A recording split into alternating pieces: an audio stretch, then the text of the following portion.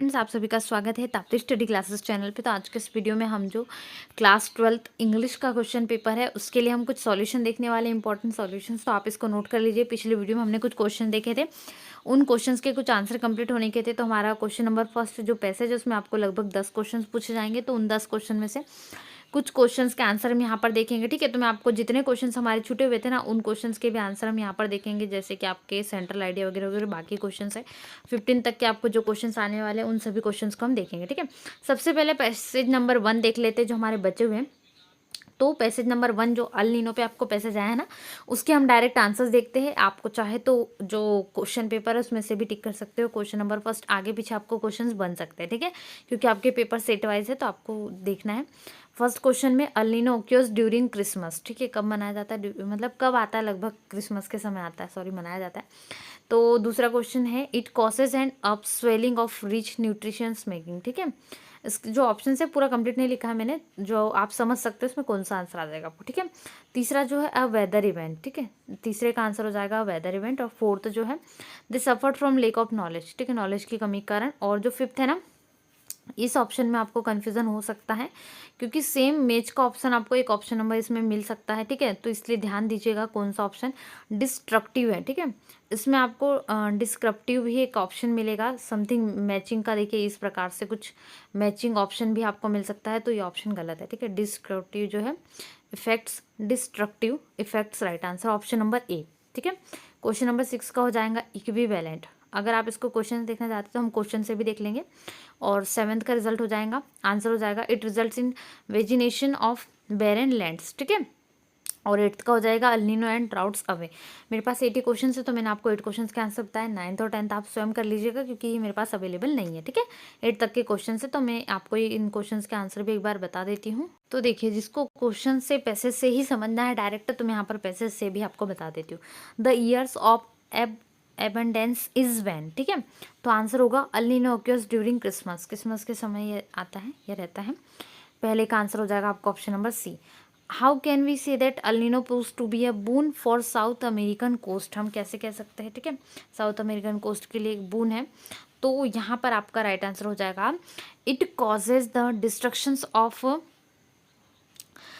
It causes and upswelling, sorry, ठीक, it causes and upswelling of rich nutrients making in the most productive in the world, ठीक है। Option number सी जो है ना, ये वाला आपका राइट आंसर हो जाएगा, ठीक है। इसके बाद जो नेक्स्ट क्वेश्चन है इसी का हम जो देखते हैं वो है थर्ड। वो क्या है, वो है El Nino in an layman language is, जो अल नीनो उसको लेमन लैंग्वेज में क्या कहता है, एक वेदर इवेंट कहते हैं। Option number B a weather event. Meteorologist to time to understand El Nino because, question number 4 है ये, ठीक है। आगे पीछे क्वेश्चन आपको आ सकते हैं, तो आंसर क्या होगा, दे सफर्ड, ठीक है, ये सी नंबर का आपका आंसर होगा। They suffered from lack of knowledge about El Nino, B number है शायद आपका ऑप्शन, ठीक है, बी नंबर का आपका राइट होगा। They suffered from lack of knowledge about El Nino, ठीक है। Right answer option number B जो है वो राइट आंसर होगा, बी यहाँ पर आपका लिखा गया है। इसके बाद क्या है, फिफ्थ है the phrases damming effect means, damming effect कर देखिए, यहाँ पर मैं आपको जो बता रही थी ना डिस्ट्रीब्यूटिंग इफेक्ट है, डी वाला आप कन्फ्यूजन हो जाओगे, इसलिए आपको डिस्ट्रक्टिव इफेक्ट लिखना। ऑप्शन नंबर ए जो है वो राइट आंसर है, ठीक है, ये वाला। इसके बाद जो है हमारा नेक्स्ट है the word which means equal in value power and meaning is equivalent, ठीक है। Right answer B number equivalent है। और इसमें आपका क्या हो जाएगा, नेक्स्ट में फर्स्ट ही हो जाएगा it result in vegetation on barren lands, people today pray to God to keep drought away, ठीक है। तो यहाँ पर आपको लिखना है ड्राउट अवे। तो ये आपके आंसर्स हो जाएंगे, ठीक है, आप इनको नोट कर लीजिए। तो मैंने आपको पैसेज के आंसर बता दिए हैं। अब जो लॉन्ग क्वेश्चन है वो आपको लिखना है, ठीक है। लॉन्ग क्वेश्चन ज़्यादा है पोएट्री से। तो सेंट्रल आइडिया आपको माय मदर 866 का या तो करना है, या और मैं आप कीपिंग क्वाइट का कर लूँगी। तो जो आपको दो पहले याद हो जाए वो कर लीजिएगा। वैसे माय मदर 866 का जो है बहुत अच्छा है और बहुत ईजी भी है, तो ये वाला पूरा कंप्लीट सेंट्रल आइडिया हो जाएगा माय मदर 866 का, ठीक है। कीपिंग क्वाइट का यदि कोई स्टूडेंट्स करना चाहते हैं तो कीपिंग क्वाइट का भी सेंट्रल आइडिया ऑप्शनल है, दोनों में से एक करिएगा, दोनों नहीं, दोनों करने जाओगे तो आपके बाकी क्वेश्चंस रह जाएंगे, ठीक है। ये कीपिंग क्वाइट का हो जाएगा। इसके बाद कैरेक्टर स्ट्रक्चर आपको स्केच तैयार करना है, डॉक्टर सदाव का मोस्ट इंपॉर्टेंट है और आईएमपी है, ये क्वेश्चन आप तैयार कर लीजिएगा। सभी क्वेश्चन इंपॉर्टेंट है वैसे, तो यदि याद है पहले से तो अच्छी बात है, नहीं है तो कुछ वर्ड्स को पढ़ लीजिए और बाकी आप एक्सप्लेनेशन कर सकते हो, ठीक है। इसके बाद लॉस्ट स्प्रिंग से आपको याद रखना, देखिए ये क्वेश्चन जो है ना थोड़ा चेंज आएगा, सेम यही क्वेश्चन नहीं लिखा रहेगा, ठीक है। इसमें ना हु वॉज साहिब आएगा और उसमें जो क्वेश्चन साहब से ही आएगा, पूछेगा। तो आंसर आप याद रख लीजिए, क्वेश्चन जो है साहब से संबंधित लॉन्ग क्वेश्चंस में आपको मिलेगा, तो आप बिल्कुल ये लिख सकते हो। उसमें ना रैक पिकिंग के बारे में है, ठीक है, यही क्वेश्चन आएगा। मैं आपको क्वेश्चन भी बता देती हूँ अभी कैसा आएगा। ये वाला क्वेश्चन थोड़ा चेंज आएगा, सेम क्वेश्चन नहीं आएगा। इसके बाद में है which two incidents in Douglas early life made him scared of water, ठीक है। कौन से 2 इंसिडेंट हुए वो आपको लिखना है YMCA पुल में। ये कंप्लीट आंसर हो जाएगा आपका, ठीक है, 2 कारण। इसके बाद जो है देखिए, अब जो है आपको पैसेज में माय मदर 66 से जो पोयम की एक्सट्रैक्ट आती है ना, आपको वो भी करना है। एक्सट्रैक्ट और पोयम आती है सॉल्व करने के लिए, उसके क्वेश्चंस रहते हैं। तो माय मदर 866 से ये आएगा आपको स्ट्रेंजा, ठीक है, सॉल्व करने के लिए। तो इसके आंसर भी मैं आपको ये सेम क्वेश्चंस आपको रखने वाले हैं। तो इनके आंसर्स हम देखते हैं, ठीक है। ये आपके आंसर्स रहेंगे, आप इनको नोट कर लीजिए। क्वेश्चन बैंक में सारे आंसर्स हैं, आप इनको देख लीजिएगा, ठीक है। ये आपके आंसर हो जाएंगे, लगभग सारे के आंसर ये आ रहे हैं, तो आप एक बार ध्यान से देख के जाइएगा, ठीक है। जो ग्लिबली मीन है सुपरफिशियली है, what does the word immediate mean है इसका इन द मिडिल ऑफ, ठीक है। तो सारे के आंसर ये, ज़्यादा कुछ आपको डिफिकल्टीज नहीं है।